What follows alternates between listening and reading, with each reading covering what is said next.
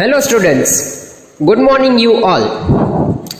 Today we are learning about FY BCom semester 1 and the subject is Principles of Microeconomics 1.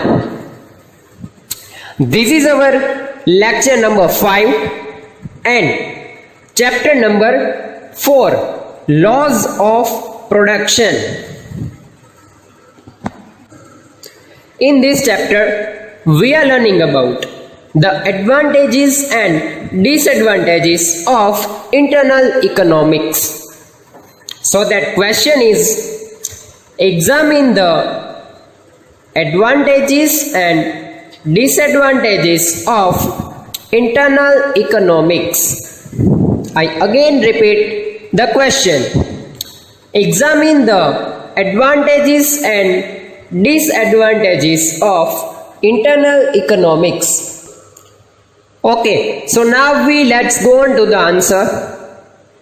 અહીંયા વાત છે internal economics અને external ઇકોનોમિક્સની. તો આપણે સૌપ્રથમ આ બે વચ્ચેનો મિનિંગ છે તે ક્લિયર કરીએ. જ્યારે વાત આવે એક્સટર્નલ ઇકોનોમિક્સની ત્યારે આપણે ધ્યાનમાં લેવાનું છે ઇન્ડસ્ટ્રીઝ, અને જ્યારે આપણે વાત કરીએ ઇન્ટરનલ ઇકોનોમિક્સની ત્યારે આપણે વાત કરવાની છે ફર્મની. ફર્મ મીન્સ કોઈ પણ ધંધાકીય પેઢી, ને ઇન્ડસ્ટ્રીઝ એટલે જે આખી ધંધાકીય પેઢી જે એક જ પ્રકારનો વ્યવસાય કરતી હોય તેનું આખું ગ્રુપ છે તેને આપણે ઓળખીએ છીએ ઇન્ડસ્ટ્રીના નામ પરથી. ફોર એન એક્ઝામ્પલ, જો આપણે વાત કરીએ મોરબીના કોઈ પણ સિરામિક યુનિટની, તો કોઈ પણ એક કારખાનું છે તો એની માટે વપરાય છે શબ્દ ફર્મ એટલે કે ધંધાકીય પેઢી, અથવા તો આપણે તેને કંપનીના નામે પણ ઓળખીએ છીએ કે one or individual company. And જ્યારે વાત કરીએ આપણે તમામ ઉદ્યોગની, એટલે કે સિરામિક ઉદ્યોગ ખાલી માત્ર એક કારખાનું નહીં પરંતુ તમામ કારખાનાને આવરી લે, એટલે આખું જે ગ્રુપ છે જે સમાન ધંધાની અંદર કાર્ય કરે છે તો તેની માટે શબ્દ વપરાય સિરામિક ઇન્ડસ્ટ્રીઝ. સો આ બંને વચ્ચેનો તફાવત છે જે આપણે ક્લિયરલી સમજ્યો. ઓકે, સો હવે આપણે સ્ટાર્ટ કરીએ એડવાન્ટેજીસથી. તો ફર્સ્ટ મેઇન એડવાન્ટેજીસ છે mechanical or technical advantages. First main point, mechanical or technical advantages. Mechanical જેને આપણે મિકેનિકલ શબ્દના નામેથી પણ ઓળખીએ છીએ.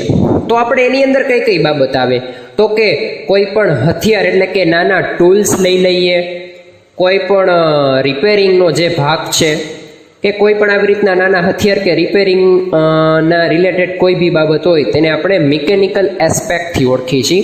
ને વાત આવે ટેકનિકલ એસ્પેક્ટ. ટેકનિકલ એટલે જ્યારે મોટી મશીનરી રિલેટેડ કોઈ પણ જ્યારે કાર્ય હોય તો તેને શેના દ્વારા ઓળખવામાં આવે છે? ટેકનિકલ. તો mechanical means small aspect of tools, અને વાત કરીએ ટેકનિકલની તો that is related with the machinery related aspect. Okay, જે ફર્સ્ટ પોઈન્ટ છે એની અંદરનો પહેલો sub point, that is advantage of division of labour. First sub point, advantage of division of labour. Okay, આ પોઈન્ટમાં જોઈએ, when the scale of a firm grows, જ્યારે આપણું બિઝનેસ યુનિટ છે તેની સાઇઝ મોટી કરવામાં આવે એટલે કે એક્સપાન્શન કરવામાં આવે, various machines required four different process of the production. તો ઉત્પાદન માટે ઘણા બધા મશીનની જરૂરિયાત પડશે. એટલે કે આપણે એમ કહી શકીએ કે જો પ્રોડક્શન યુનિટની સાઇઝ આપણે મોટી કરીએ તો મશીનો વધારે જરૂરિયાત પડશે. So that the opportunities four Sabal ડિવિઝન્સ of labour tax place. ત્યારે ખરેખર શું થશે તો કે જે લેબર વર્ક છે, જે મજૂર છે, જે મશીન ઉપર કાર્યરત હોય છે તેની જરૂરિયાત વધારે પ્રમાણમાં ઉદ્ભવશે. સો આપણે એવું કહી શકીએ કે જો બિઝનેસ યુનિટ છે તેને એક્સપાન્ડ કરવામાં આવે એટલે કે તેને મોટું કરવામાં આવે તો એક ડિવિઝન ઓફ ધ લેબર, તેના ઉપર ખરેખર કાર્ય કરવા માટે જે કાર્યક્ષમ લેબર છે તેનો આપણે વ્યવસ્થિત ફાયદો આપી શકીએ છીએ, જેના કારણે શું થાય છે કે મશીનરી રિલેટેડ જે કાંઈ પણ પ્રોસેસ હોય તે ખૂબ જ પ્રોપર વેની અંદર આપણે કન્ડક્ટ કરી શકીએ છીએ. After that, sub point number 2, advantages of indivisibility. Advantages of indivisibility. Okay, આ પોઈન્ટની અંદર જોઈએ. When a firm grows in a scale, જ્યારે પ્રોડક્શન કેપેસિટી છે એ કોઈ પણ ધંધાકીય યુનિટની વધારી દેવામાં આવે ત્યારે it can purchase machines which small units can not purchase. Yes, જ્યારે ખૂબ જ મોટા પાયે ઉત્પાદન થતું હોય ત્યારે મોટી મશીનરીની જરૂરિયાત પડે છે, જેના કારણે શું થાય છે કે ઉત્પાદન જે છે એ પ્રમાણમાં વધારી શકાય છે અને એની જે પડતર છે તે નીચી લાવી શકાય છે, જેના કારણે આપણું પ્રોફિટનું માર્જિન આપણે ઇન્ક્રીઝ કરી શકીએ છીએ. To produce the certain goods huge machines are required. અમુક એ પ્રકારની જે પ્રોડક્ટ છે જેનું આપણે ઉત્પાદન કરવા માંગીએ છીએ, તો તમને ખ્યાલ હશે, તમે કદાચ સ્કૂલમાંથી કે એવી રીતે કોઈ પણ ઇન્ડસ્ટ્રીયલ વિઝિટ કરેલી હોય, અથવા તો અત્યારે આપણી પાસે યુટ્યુબની અંદર પણ વિડીયો અવેલેબલ છે કે પ્રોડક્શન પ્રોસેસ કઈ રીતે ખરેખર થાય છે. તો તમે આની અંદર જોઈ શકો છો કે રો મટીરિયલ એડ કરો અને મશીન તમને આખી પ્રોડક્ટ જે છે એ પેકિંગ સહિત અવેલેબલ કરી દે છે. તો આવી મોટા પાયાની મશીનરીઓ હોય છે એ ખૂબ જ મોટા પાયાના પ્રોડક્શનની અંદર અવેલેબલ હોય છે, જે ખરેખર નાના બિઝનેસ યુનિટ છે તેમની પાસે નથી હોતી. તો આ એક મેઇન એડવાન્ટેજ છે કે જો મોટી મશીનરી હશે તો વધારે પ્રમાણમાં ઉત્પાદનનો આપણને ફાયદો મળશે. સો that we could say we can get advantages of indivisibility. Point number 3, coordination or various process of production.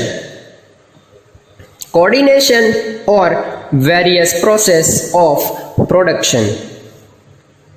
In this point, when a firm becomes larger, જે બિઝનેસ યુનિટ છે તેને એક્સપાન્ડ કરવામાં આવે એટલે કે તેનું સ્વરૂપ મોટું થાય છે, જ્યારે all the necessary process connected with one another for the production of a particular product can be undertaken at a single place.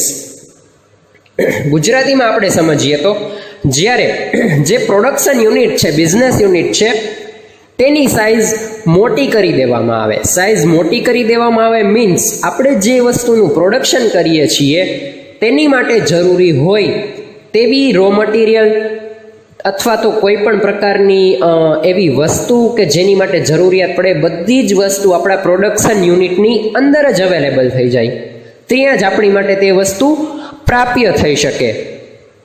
તેના કારણે શું થાય છે, દરેક કામનું કોર્ડિનેશન પ્રોપરલી થાય છે. સપોઝ પ્રોડક્શન માટે જરૂરી હોય એવું રો મટીરિયલ જો આપણે બહાર કોઈ પણ અન્ય જગ્યાએથી મંગાવવું પડે તેવું થાય અને મે બી એ આવતા વાર લાગે, તો શું થાય છે કે પ્રોડક્શન પ્રોસેસ ડિલે થાય, તેની અંદર વાર લાગે છે, જેના કારણે ઘણીવાર જે છે આપણે ટાઈમ પીરિયડ આપેલ હોય તે પણ નથી સાચવી શકતા, એવું બની શકે.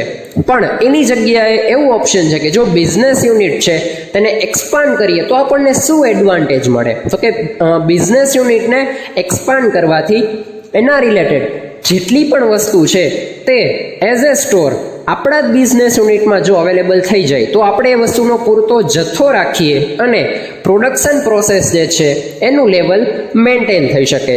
સો થર્ડ એડવાન્ટેજ ઇઝ કોઓર્ડિનેશન, એટલે કે બધી પ્રવૃત્તિઓ વચ્ચે સંકલન સ્થાપી શકાય છે. Next number 4, advantage of expansion. Sub point number 4, advantage of expansion. જો બિઝનેસ યુનિટ એક્સપાન્ડ કરી દેવામાં આવે તો તેનો એડવાન્ટેજ આપણને શું મળે છે એ પોઈન્ટની અંદર જોઈએ. When a firm becomes larger it attains the advantage of expansion. Thus, the production can be made at cheaper rates. આપણને ખ્યાલ હશે મિત્રો કે જો તમે બલ્ક ક્વોન્ટિટીની અંદર પરચેસ કરો, એટલે કે વધારે ક્વોન્ટિટીની અંદર કોઈ પણ વસ્તુ પરચેસ કરો, તો રિટેલ કરતાં તે ઘણી આપણને સસ્તી મળે છે. For example, double decker bus does not require double expenditure but it can earn double income. Double decker bus હોય છે, ખરેખર બે અલગ અલગ વિભાજનની અંદર હાલે છે. યસ, ઉપરનો માળ અને નીચેનો માળ સાઇઝ સેમ, પણ સમજવાનું શું કે ખરેખર એક માળની અંદર આપણે જો 30 પેસેન્જર બેસાડી શકીએ તો બીજા માળની અંદર બીજા 30 પેસેન્જર આપણે બેસાડી શકીએ, તો કેપેસિટી થઈ ગઈ છે 60 પેસેન્જરની, અને બસની ખાલી સાઇઝ વધારવામાં આવી છે. પણ થશે શું કે તેની માટે જે ફ્યુઅલની જરૂરિયાત પડશે તે જરૂરિયાત કરતાં થોડુંક જ વધારે, થોડો લોડ પડે કરતાં થોડુંક જ વધારે, પણ સામે ઇન્કમનો બેનિફિટ આપણને વધારે મળે છે. સો દેટ જો આપણે બિઝનેસને એક્સપાન્ડ કરીએ અને સારી એવી પ્રોડક્શન પ્રોસેસ જો આપણે એડોપ્ટ કરીએ છીએ તો તેનું રિઝલ્ટ આપણને વધારે બેટર મળે છે. Next, sub point number 5, advantage of the use of byproduct. Advantage of the use of byproducts. Sometimes, with the production of a certain product, other byproducts are automatically produced. શું થાય છે કે મોટા business unit હોય છે તો એની અંદર જે પ્રોડક્શન થાય છે એ સિવાયનો રો મટીરિયલની અંદરથી એ પ્રકારનું વેસ્ટેજ નીકળે જેને આપણે ખરેખર યુઝ કરી શકીએ. આ પ્રકારનું મટીરિયલ જે બાય પ્રોડક્ટથી ઓળખવામાં આવે છે. યસ, ઘણીવાર એવું થાય છે કે બિઝનેસ યુનિટની અંદર the things we are produced by the help of raw material. તો એ રો મટીરિયલમાંથી જે કંઈ પણ વેસ્ટેજ આવે છે એને બાય પ્રોડક્ટ તરીકે પણ ઓળખવામાં આવે છે. તો એમાંથી પણ આપણે કંઈક નવું ક્રિએશન કરી શકીએ છીએ. It can use byproducts and undertake production of other goods made from byproducts. For example, આપણે ઉદાહરણ લઈએ કે ઓઇલ મિલની અંદર જે ઓઇલ પ્રોડ્યુસ થાય છે અને જ્યારે જે વેસ્ટેજ એટલે કે વધેલું એટલે કે છેલ્લા ભાગનું જે ઓઇલ હોય છે તો એનો ઉપયોગ પણ આપણે આપણે એને કહી શકીએ કે પામોલિયન તેલ તરીકે કરીએ છીએ. Oil millers can use the waste oil for soap manufacturing. સાબુ આ તે ઘણી બધી વસ્તુની અંદર આનો ઉપયોગ થતો હોય છે, પણ ખરેખર આપણને કન્ટેન નથી ખબર હોતા, જેના કારણે આપણે આ વસ્તુથી અવેર નથી. તો આ વેસ્ટેજનું પણ રીયુઝ કરીને by products, yes, you have to raise the unit of by products, જેના લીધે પણ આપણને પ્રોફિટ મળી શકે છે અને વેસ્ટેજ જે કાંઈ પણ પ્રોડક્ટ છે એનું આપણે રિસાયકલ કરી શકીએ છીએ. નાવ, second main advantage, that is managerial advantages. I again repeat, second main advantage is managerial advantages. In this point, as the firm becomes large, personnels with specialized knowledge can be appointed for each process of the production. Yes, જો આપણે ખરેખર expansion કરીએ છીએ, જો બિઝનેસનું expansion કરીએ તો આપણે નવી મશીનરી ઇમ્પોર્ટ કરીએ છીએ. યસ, પણ નવી મશીનરી ઓપરેટ કરવા માટે જે આપણે ખરેખર એવા સ્કિલ્ડ જે એમ્પ્લોઈઝ છે તેની આપણને જરૂરિયાત પડશે. તો થશે શું કે મેનેજરિયલ એડવાન્ટેજીસ એટલે કે એ વસ્તુને પ્રોપરલી મેનેજ કરવા માટે થઈને જે સ્કિલ્ડ એમ્પ્લોઈઝની જરૂરિયાત પડશે, જેના કારણે આપણે પણ એ બાબતની અંદર વધારે ઇન્ટરેસ્ટ લેશી અને આપણું જે વસ્તુ છે નોલેજ ગેઇન કરવા માટે થઈને આપણને હેલ્પફુલ બનશે. બરોબર છે? જે રીતે નવી મશીનરી આપણે કંપનીની અંદર એસ્ટાબ્લિશ કરીએ તો how to operate that machinery, એ મશીનરીને ઓપરેટ કરવા કઈ સ્પેશિયલ સ્કિલની જરૂર પડશે એ પણ આપણે સાથે સાથે ડેવલપ કરવી પડે છે. અધરવાઇઝ એવા કર્મચારી કે જેને તેનું સંપૂર્ણ નોલેજ હોય છે, so that we can improve our managerial skill. Advantages number 3, advantages in purchase and sell. Number 3, advantages in purchase and sell. Okay, આ પોઈન્ટમાં જોઈએ. When a firm becomes large, it can purchase raw materials on a large scale due to purchase in bulk quantity. Yes, જ્યારે business યુનિટની અંદર purchase and સેલની વાત કરીએ તો જ્યારે કોઈ પણ મોટું બિઝનેસ યુનિટ હોય ત્યારે શું થાય છે કે જ્યારે રો મટીરિયલની પરચેસ કરવાની આવે એ ખૂબ જ લાર્જ સ્કેલમાં હોય, એટલે કે વધારે પ્રમાણમાં હોય છે. અને આપણે જાણીએ છીએ કે વધારે પ્રમાણમાં રો મટીરિયલ આપણે પરચેસ કરીએ ત્યારે આપણને ફાઇનાન્શિયલી થોડોક બેનિફિટ મળે છે, પ્રાઇઝની અંદર ડિસ્કાઉન્ટ મળે છે, પ્રોડક્ટની અંદર ડિસ્કાઉન્ટ મળે છે. સો દેટ એક કી એડવાન્ટેજીસ છે કે આપણે જ્યારે રો મટીરિયલ કે કોઈ પણ એવું એસ્પેક્ટ છે જે પ્રોડક્શન પ્રોસેસના રિલેટેડ છે તો બલ્ક ક્વોન્ટિટીમાં પરચેઝ એન્ડ સેલ કરીએ છીએ, તો એક that is main advantage for that. Advantage number 4, financial advantage. As the firm become large, its capacity increases. It can set credit advances facilities easily from the financial market for the production. Yes, જ્યારે production યુનિટની size એટલે કે production capacity increase કરવામાં આવે છે ત્યારે તેનું profit margin increase થાય છે, પ્રોફિટ માર્જિન વધે છે તો કંપનીને આવક વધારે થાય છે. અને જ્યારે કંપની પાસે આવકનું પ્રમાણ વધારે હોય ત્યારે શું થાય છે તો કે એ આવકને તે કોઈ પણ અન્ય ધંધામાં ઇન્વેસ્ટ કરી શકે છે અથવા તો એ ફાઇનાન્સ ફોર્મ કોઈ બી પ્રકારના બિઝનેસ, અધરવાઇઝ એસેટ્સ, અધરવાઇઝ પ્રોપર્ટીની અંદર ઇન્વેસ્ટમેન્ટ કરી શકે છે. સો દેટ એક ઇન્કમનું ફોર્મ છે તેને આપણે ઇન્ક્રીઝ કરી શકાય છે. સો દેટ આપણે એવું કહી શકીએ કે that is a very big advantage of related with the finance. Next, number 5, advantage of the capacity of taking risk. I again repeat, advantage number 5, advantage of the capacity of taking risk. As the firm become large, they can avoid the risk involved in production. As big firm produce many products, the risk is distributed. ગુજરાતીમાં આપણે સમજીએ કે જ્યારે ખૂબ જ મોટા પાયા ઉપર ઉત્પાદન કરવાનું હોય તો એક બજેટ અધરવાઇઝ એક પ્લાનિંગથી કરવું પડે છે, પણ રિસ્ક ફેક્ટર આપણી પાસે વધારે છે. એની પાછળનું રીઝન છે કે જે કોઈ પણ નવી કંપની છે એની માટે વધારે રિસ્ક છે, પણ જે ઓલરેડી એક્ઝિસ્ટિંગ કંપની છે એની માટે પ્રમાણ ઓછું છે. એની પાછળનું મુખ્ય કારણ એ છે જ્યારે કોઈ પણ કંપની નવી અસ્તિત્વમાં આવે છે ત્યારે તે કંપનીની પ્રોડક્ટ એ માણસો માટે અનુકૂળ થશે કે નહીં, દેટ ઇઝ મેન ક્વેશ્ચન.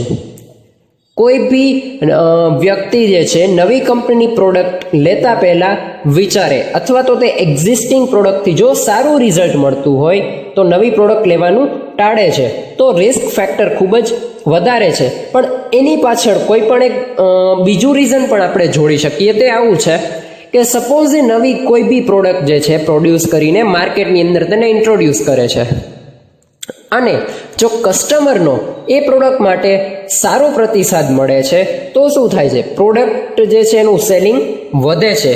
તો અહીંયા રિસ્ક ફેક્ટર પોઝિટિવલી કામ કરે છે. તો આપણે આને એડવાન્ટેજની અંદર કન્સિડર કરેલ છે કે advantage of the capacity of the taking risk. જેટલું વધારે રિસ્ક તમે લો એટલું તમારું પ્રોફિટ માર્જિન વધે, પ્રોડક્ટનું સેલિંગ વધે અને yes experience, your experience also increases by the taking risk. Now we go on to the disadvantages of internal economics. Disadvantages શું હોઈ શકે? ગેરફાયદા. યસ, ફાયદાની સાથે કોઈ પણ વસ્તુના ગેરફાયદા પણ જોડાયેલા હોય છે. તો અહીંયા ફર્સ્ટ પોઈન્ટ છે ટેકનિકલ ડિસએડવાન્ટેજીસ. ટેકનિકલ ડિસએડવાન્ટેજીસ આ પોઈન્ટની અંદર જોઈએ. As the firm grows larger in size, જ્યારે ઉત્પાદન પદ્ધતિ મીન્સ કે જે એક્સપાન્શન કરવામાં આવે છે, there are problems regarding management of different processes of production. Business યુનિટની સાઇઝ એક્સપાન્ડ કરવામાં આવે છે ત્યારે કયા સમયે કેટલા લોકોને કયા મશીન ઉપર વર્ક કરવાનું, કેટલા પ્રમાણમાં પ્રોડક્શન છે તેના યુનિટ મેઝર કરવાના, આ ટોટલી આ પ્રકારની જે નાની નાની મેટર છે તેને આપણે મેનેજ કરવી થોડીક ડિફિકલ્ટ થઈ જાય છે.